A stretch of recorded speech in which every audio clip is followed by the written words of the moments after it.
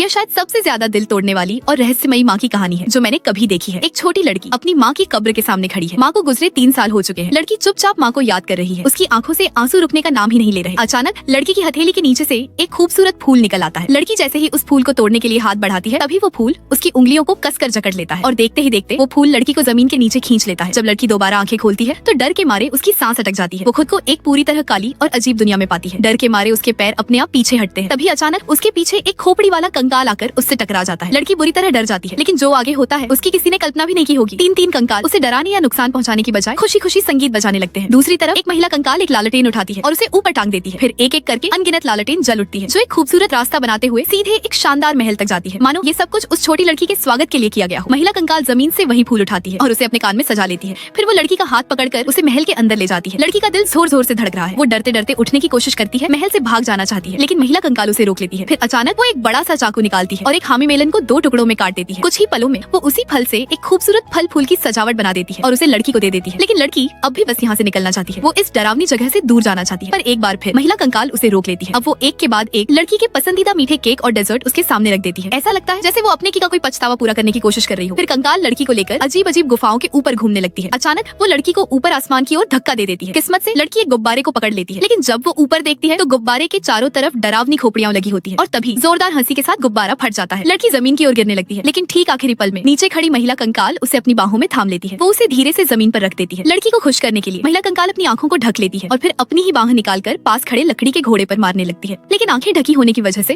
वो घोड़े को मार ही नहीं पाती। ये मजेदार हरकत देखकर लड़की जोर जोर से हंसने लगती है। अब लड़की पूरी तरह डर भूल चुकी होती है। वो पास पड़ी एक कंकाल की टांग उठाती है और खुद भी लकड़ी के घोड़े पर मारने लगती है। दोनों मिलकर महल के हर कोने में खुशी खुशी खेलते हैं। फिर वो लोग एक ड्रेस रूम में जाते हैं। कई कपड़े देखने के बाद आखिरकार एक नीली फूलों वाली सुंदर ड्रेस चुनते हैं। इसके बाद वो लोग जमीन के नीचे होने वाली सबसे बड़ी और सबसे रंगीन डांस पार्टी में पहुंचते हैं। दोनों साथ साथ नाचने लगते हैं। तभी महिला कंकाल एक खूबसूरत घूमती हुई चाल चलती है और अचानक वो कंकाल नहीं रहती। वो एक जिंदा असली इंसान बन जाती है। दोनों एक दूसरे को देखते हैं और सच सामने आ जाता है। वो महिला लड़की की माँ होती है। दोनों कसकर एक दूसरे को गले लगा लेती है। आखिरकार लड़की अपनी माँ से मिल चुकी होती है। माँ प्यार से अपने कान में लगे फूल को निकालती है और लड़की के कान में सजा देती है। लेकिन तभी लड़की की आंख खुल जाती है। सब कुछ एक सपना था। वो उदास होकर कब्र के आसपास देखती है, लेकिन तभी उसकी नजर अपने कान के पास लगे उस नीले फूल पर पड़ती है। अब उसे समझ आ जाता है ये सिर्फ सपना नहीं था, माँ सच में आई थी, बस एक अलग रूप में। लड़की के चेहरे पर हल्की सी मुस्कान आ जाती है। वो जान जाती है कि उसकी माँ आज भी किसी न किसी तरह उसके साथ ही है।